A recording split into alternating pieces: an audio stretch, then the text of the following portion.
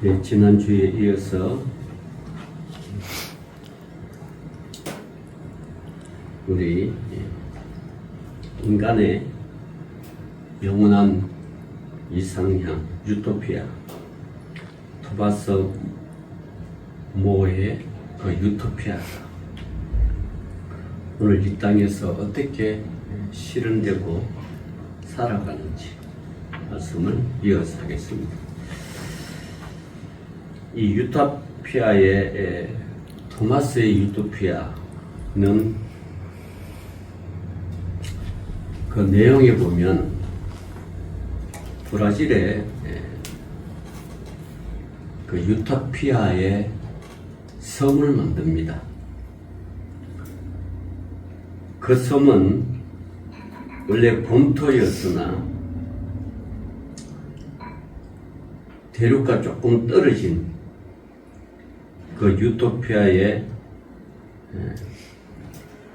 이것을 다스리는 유토포스라는 왕이 영토를 넓혀서 대륙으로부터 섬을 분리시키는 그런 내용입니다. 그래서 그 나라를 통치하는 유토피아에서는 사유재산이 허용되지 않았습니다. 그리고 큰 창고를 지어놓고 모든 생필품을 쌓아두고 누구든지 원하는 만큼 가져갈 수 있는 그런 사회였습니다. 집문에는 잠금세가 없으며 10년마다 집을 바꾸어 가면서 살아가게 했습니다. 유토피아 섬이 지금 그 사회상을 이야기하는 거예요. 남녀 모두 동등한 교육을 받으며 모든 시민은 같은 모양의 단순한 옷을 입었습니다. 그러니까 오늘날 교복 같은 거죠. 교복이 왜 있느냐?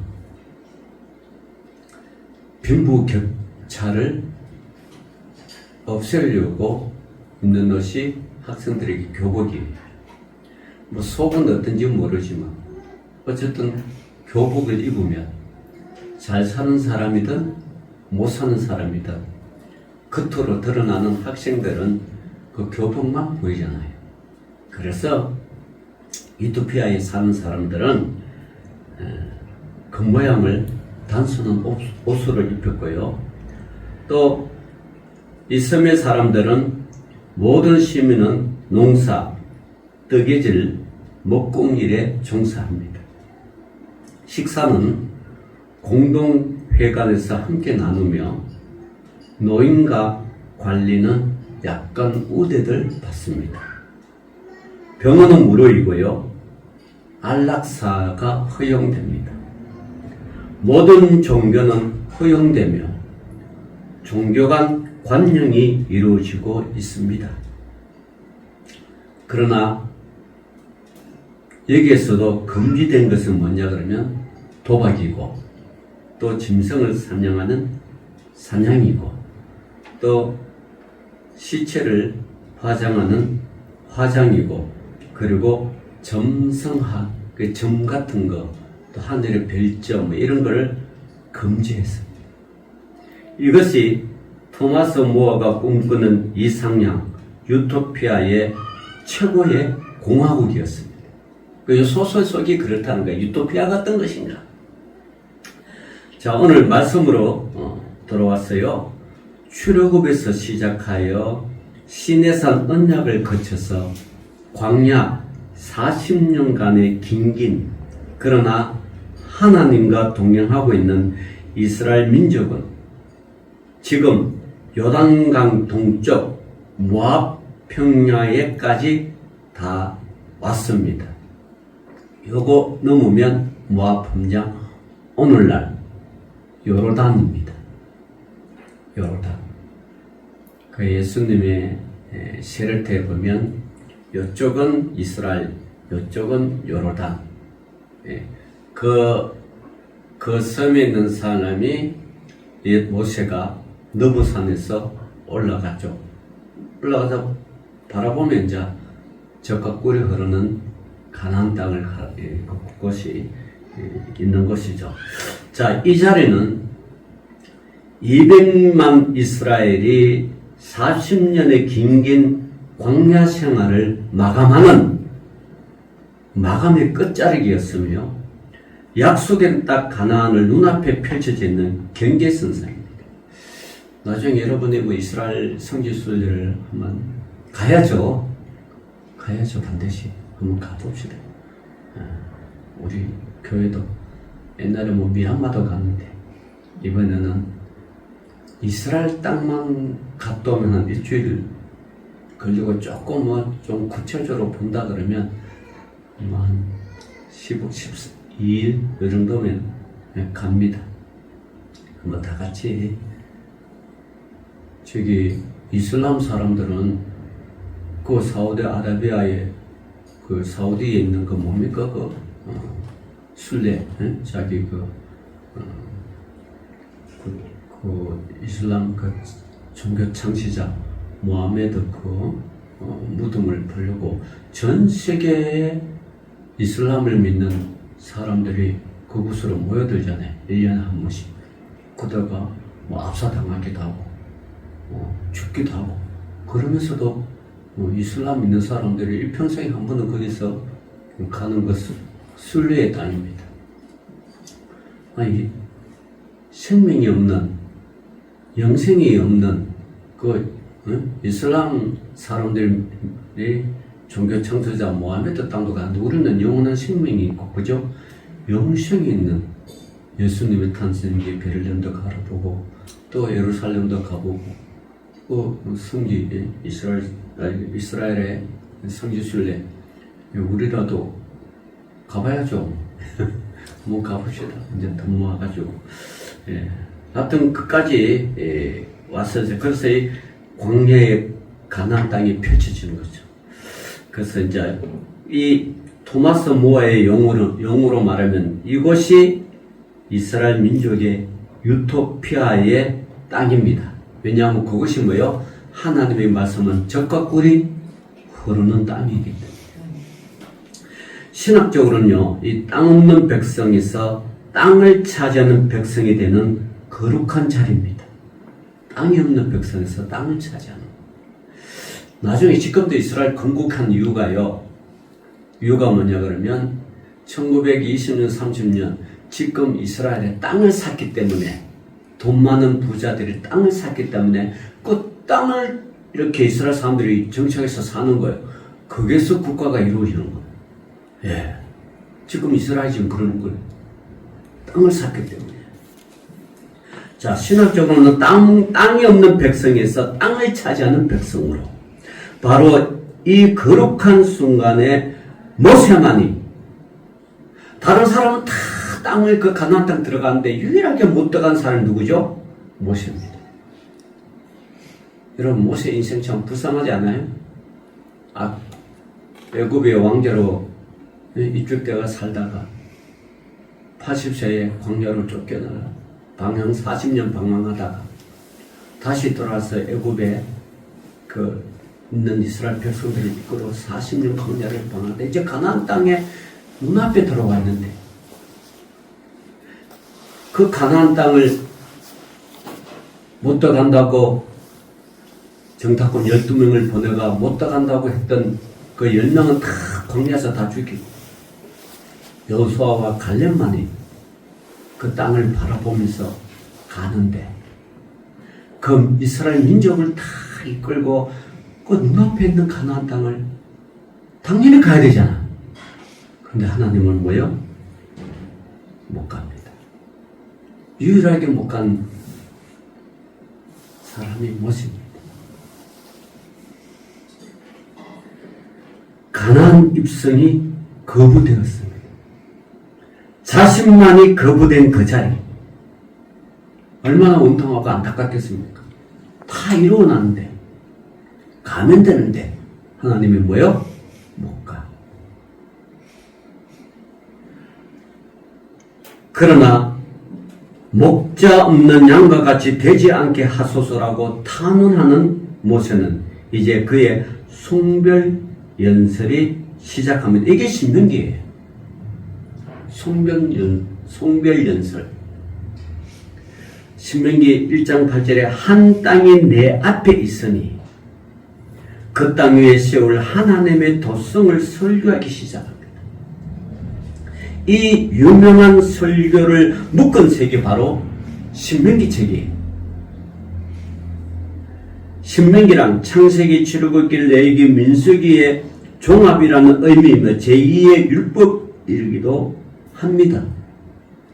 이제 가나안 땅을 세울 하나님의 도성, 그것은 먼저 종교적 규례를 철저히 지키는 데 시작됩니다.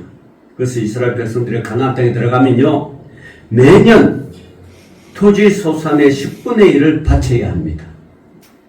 그리고 유월절 제사를 드려야 되고요, 7.7절 제사를 드려야 되고, 초막절을 반드시 지켜야 합니다. 하나님의 도성은 시민 규례와 사회 규례까지도 철저히 지켜야 합니다. 가나안에 들어가면요. 이게 뭐냐? 종에 대한 정당한 대우, 공정한 재판, 죄 없는 살인자가 피할 수 있는 공간, 이걸 도피성이라고 그래요. 또 안식년, 화평을 먼저 선언하는 전쟁법들을 꼭 지켜야 한다고 당부에 또 당부를 합니다. 그 전쟁 이럴 때 먼저 이스라엘 백성은 너희 땅에 화평하기를 원한다. 화평을 받아들이면 전쟁을 그칠 것이고, 화평을 받아들이지 않으면 전쟁이 시작될 거예요. 화평을 반드시 선포해야 됩니다. 그러면 왜 여기서 모세가 이렇게 당부하고 지키라고 그러는 거냐? 여러분 알다시피 그들은 출애굽을 모르는 제2세대였기 때문입니다. 오늘날 말하면 MZ세대, Z세대잖아요. Z세대. 여기서 우리는 토마스 모어의 유토피아와 신명기가 꿈꾸는 유토피아 사이에 거대한 공통점 하나가 흐르고 있음을 발견합니다. 자, 보세요.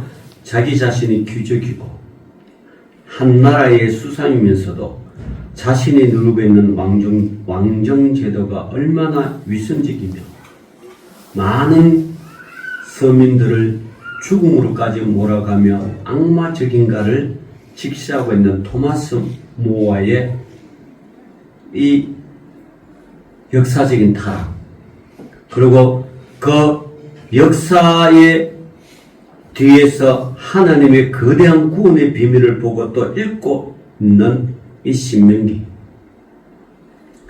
그러기에 그는 죽으면서까지 하나님 뜻 앞에 순종하려 했습니다. 이게 모세예요.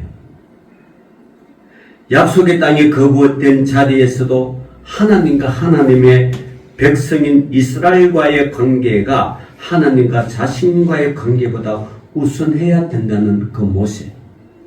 그 기도가 그랬잖아. 나는 죽어도 좋으니 이 백성을 살리달라고. 이게 모세예요.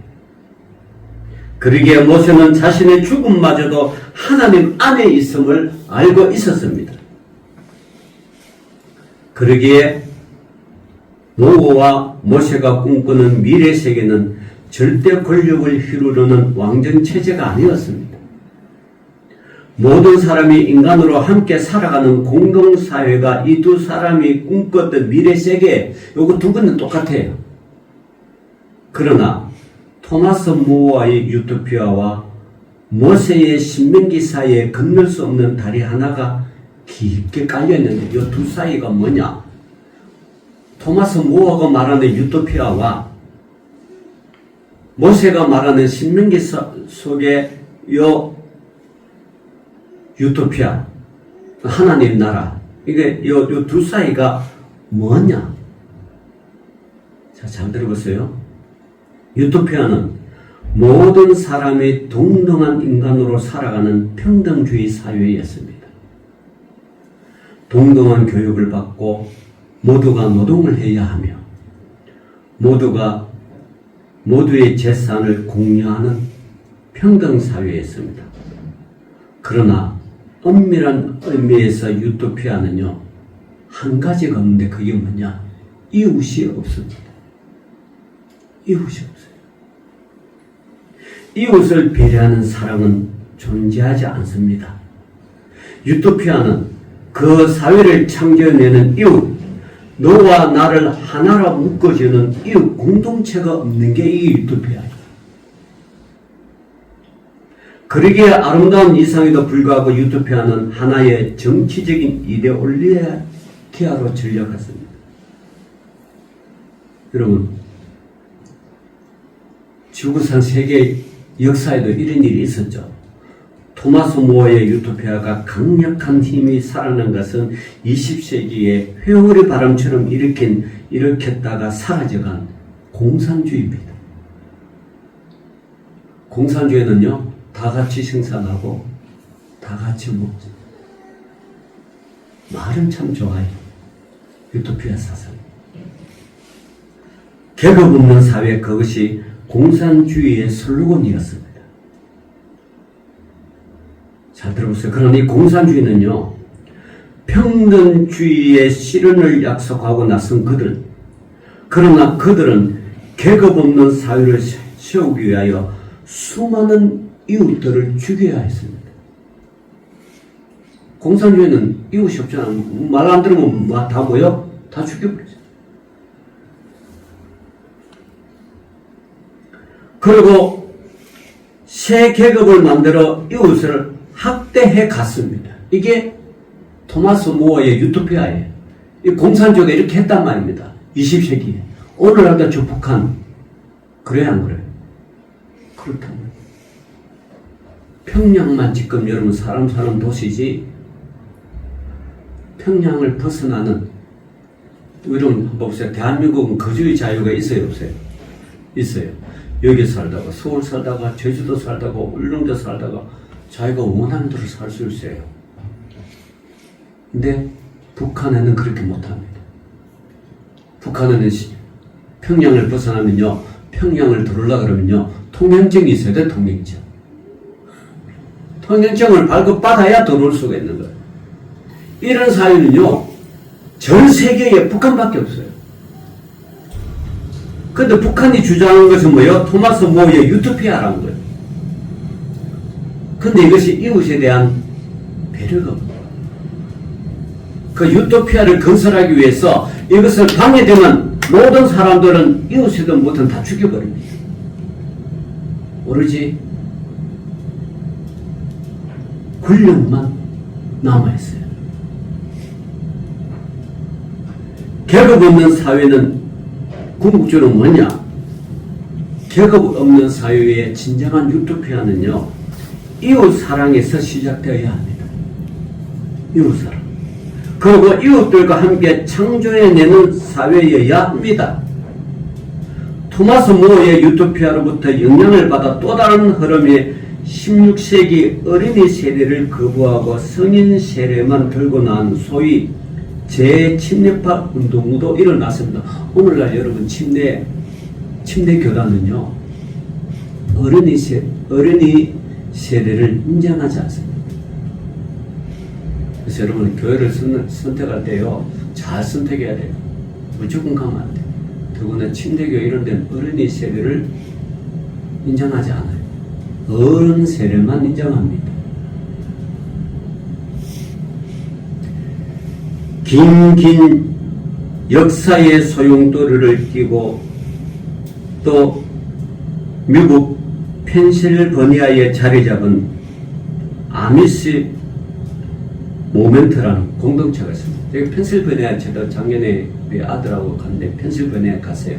여러분 저 뒤에 있는 저기 그림 저기 펜실버니아에 안에 있는 그 교회에서 산 건데, 사실 이 펜실베니아 안에 아미시라는 이 마을은요, 독일 제세르파에서 종교의 자유를 찾아서 미국으로 건너간 사람들이 집단촌이, 이게 뭐냐, 이게 아미시 마을이에요.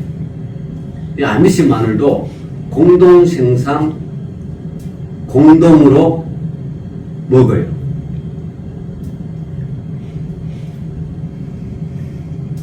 이 아미시가 소위 말하면 토마스 모어가 꿈꾸는 유토피아의 이상형이기도 합니다. 그러나 자세히 살펴보면요, 이 신앙 공동체를 꿈꾸는 이 아미시 마을도 자기들만의 경건에 집착할 뿐입니다. 자기를 밖에 이웃이나 지구촌의 아픔 따위는 관심조차 없는 하나의 도피적 종교 집단에 불과합니다. 그 사람들은 뭐 아미시 말고 거룩하다, 뭐 제셀 뽐돈에 거룩하다 그러는데 사실 궁극적으로 전 세계를 보면 자기들만의 공동체, 이웃이 전쟁이 일어나던 이 아미시 마을은요, 18세가 되면 선택을 해야 돼요. 내가 이 공동체에 머물 것인지, 안 그러면 이 공동체를 떠날 것인지 선택을 합니다. 그래서 공동체에 머문다 그러면 그 공동체 안에서 결혼하고 자녀 놓고 사는 거예요. 근데 나는 공동체를 떠나겠다 그러면 떠나게 한다. 아미시 많은 사람들 군대도 안 가요. 지금 현재 이스라엘 내에서도 전통 유대교들이 그렇게 하고 있습니다. 이네들은 군대도 안 가요. 이스라엘은 남자 여자 의무부부예요. 근데 초창기에는 전통 유대인들이 별로 없었기 때문에 국가에서 인정을 해줬어요. 초창기 이스라엘 건국할 때. 근데 이 사람들이 점점 많고 점점 커져서, 근데 이스라엘 지금요 계속 이웃과 지금 전쟁하고 있잖아, 그죠? 가자 지구 전쟁하지, 시리아와 전쟁하지, 또 뭐 레바논과 전쟁하지, 계속 전쟁. 근데 군인은 자꾸 모자라가지고, 아, 너희들 이 전통 유대편도 군대 오라. 안 온대. 이 정부 지금 네타냐후가 허락을 하는 거. 왜냐하면 이네들이 지금 집단으로 모아가 하나의 그걸 했어요. 정당을 만들었어요. 이 워낙 사람이 많아가 정당을 만들어가지고, 이 정당에, 많은 정당에 이 지금 네타냐후 정권이 이 정당과 손을 안 잡을래 안 잡을 수가 없어요. 그 손을 잡자니 이네들이 요구를 들어줘야 되잖아. 그죠? 들어줘야 되죠. 안 그러면 표가 없으니까, 안 그러면 수상자에 물러가야 되니까. 지금 이런 딜레마에 지금 빠졌는데, 그래서 이네들이 지금요, 가자 지구에 이 미국을 이용해서 많은 사람들이 지금 평화조약을 맺었는데, 지금 평화조약에 있다. 이 가자지구 산 불쌍해요. 뭐가 불쌍해요? 가자지구 하마스가 통치했잖아요. 평화가 줘야잖아요. 그래서 하마스가 다시 되살아나가지고 그 가자지구의 미군들하고 또 이스라엘한테 편드는 사람도 잡아서 다 총을 쏴주기로. 자기 백성인데도 불구하고 하마스 정권, 자기 정권에 반대했다고 총 쏴주기로. 그리고 이스라엘 입장에서 그 하마스가 살아 움직이니까 그를 또 찾아가서 누가 하마스인지 모르니까 또 총 쏴주기로. 참 복잡합니다 지금. 가슴 아프지 않아요 여러분? 자기 동족한테 총 맞고 이스라엘 사람한테 총 맞고, 그게 지금 하마스가 지금 처해 있는 가자 지구 사람들의 현실입니다. 안타깝죠? 이게 유토피아가 그렇다는 거예요. 자기들만.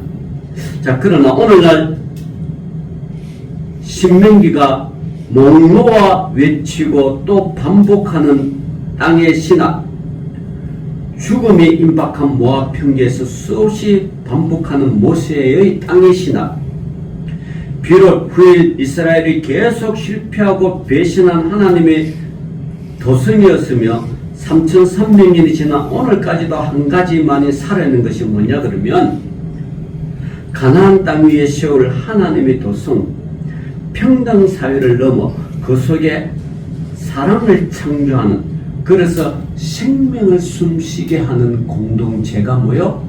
진정으로 모세가 말했던 이스라엘 가나안 땅의 그 신학이란 거죠.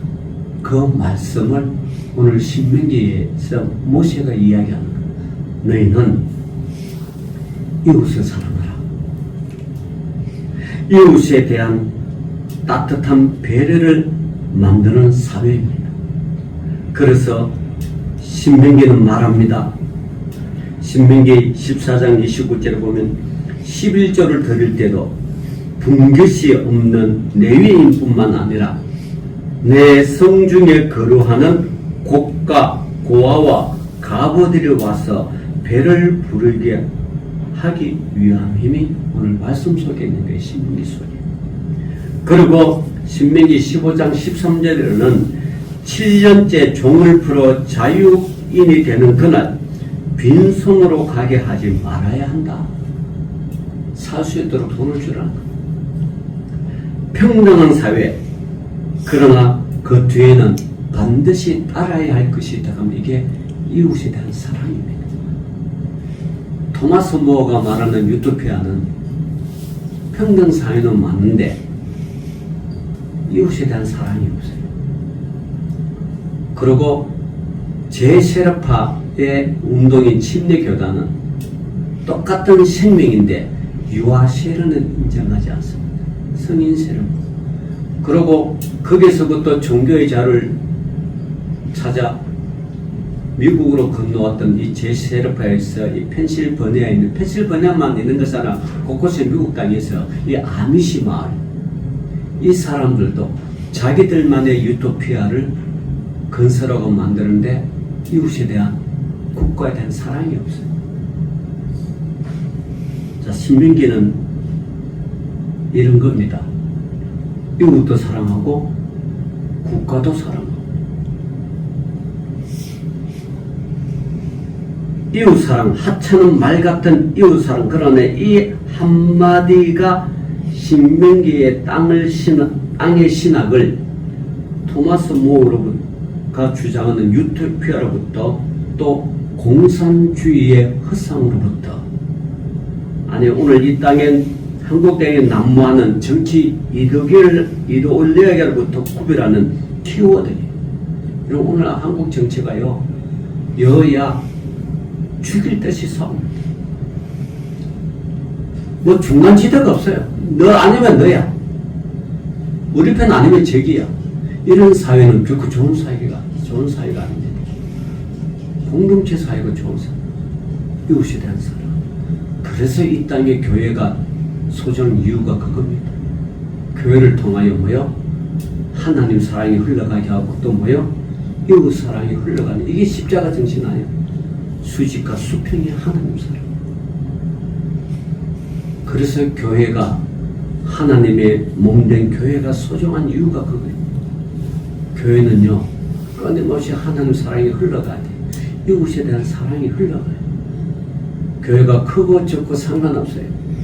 교회라는 것은 버림받은 그 영혼을 전도하고 구원해 데려가서 구원시키고 하나님의 사랑을 증거하고 또 영원한 생명을 흐르게 하고 영생의 삶을 주게 하는 것이 뭐요? 이게 교회예요.